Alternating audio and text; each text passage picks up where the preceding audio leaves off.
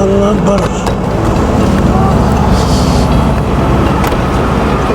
Ұйқа ауысып кетті, бір нәрсе болып кетті. Ұйықтай алмайсың да түнде. Сондай болып кетті соңғы уақыт.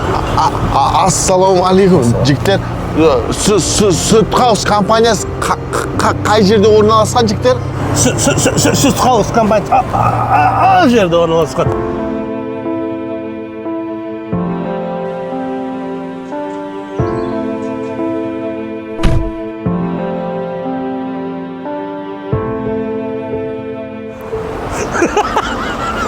Көрдің бала сөйлеген.